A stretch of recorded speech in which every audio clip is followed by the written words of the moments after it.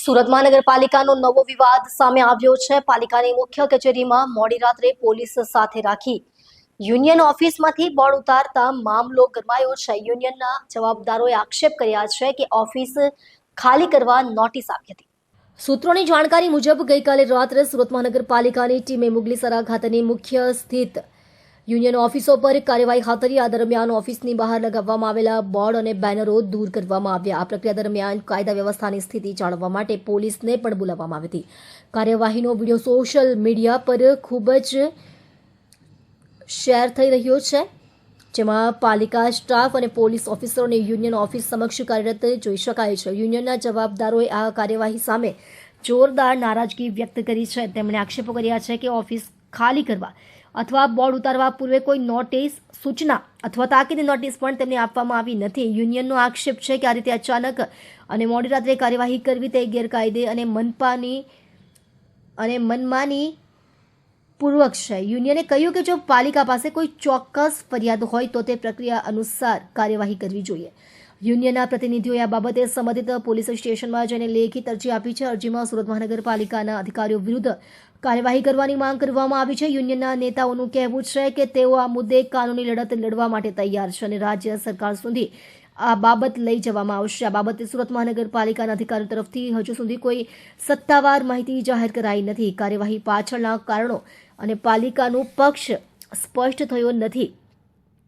આ ઘટનાથી શહેરમાં રાજકીય અને પ્રશાસનિક સ્તરે ચર્ચા શરૂ થઈ ગઈ છે। આગામી સમયમાં આ મુદ્દો પણ તણાવપૂર્ણ બનશે કે કેમ તે ચોક્કસપણે શક્ય નથી।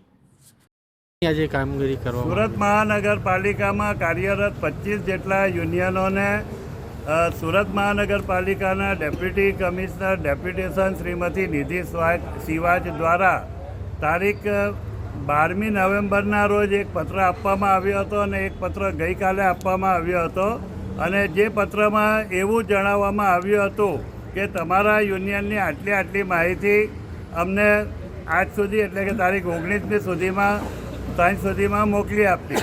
અમારા તમામ યુનિયનોએ પોતાની તમામ માહિતી ડેપ્યુટી કમિશનરશ્રીને લેખિત સ્વરૂપમાં પહોંચાડી। અમારા તમામ 25 યુનિયન ટ્રેડ યુનિયન છે, એમના રજિસ્ટ્રેશન છે, રજિસ્ટ્રેશન થયેલા છે, એમની પાસે એમના જરૂરી કાગળિયાઓ છે, એ કાગળિયા સંબંધિત ઓફિસોમાં અમે પહોંચાડ્યા છે।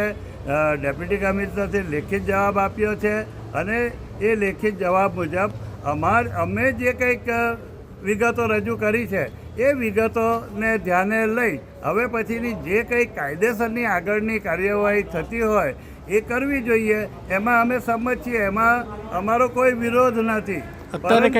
પરંતુ આજ રોજ સાંજે 6 કલાક પછી મહાનગરપાલિકાની મુગલીસરા ખાતે આવેલ મુખ્ય કચેરીના કમ્પાઉન્ડમાં સાંજે 6 કલાક પછી જેટલા યુનિયન છે એ યુનિયનોના બહાર જે બોર્ડ લાગેલા હતા એ બોર્ડ ઉતારી લેવામાં આવ્યા અને અત્યારે રાત્રે 12 કલાકે એકાએક જે અમારા યુનિયનો છે એ યુનિયનોના તાળા તોડી અને અમારો જે સામાન છે એ સામાન બહાર કાઢી રહ્યા છે અને એ તમામ સામાન બહાર કાઢ્યા પછી સંબંધિત અધિકારીઓ જે અહીં હાજર છે, ખાસ કરીને પબ્લિક ઇન્ફ્રાસ્ટ્રક્ચર સેલના અને સિક્યુરિટીના, એ માણસો અમારી ઓફિસનો કબજો લઈ લેશે એવી પરિસ્થિતિ અત્યારે આવીને ઊભી છે।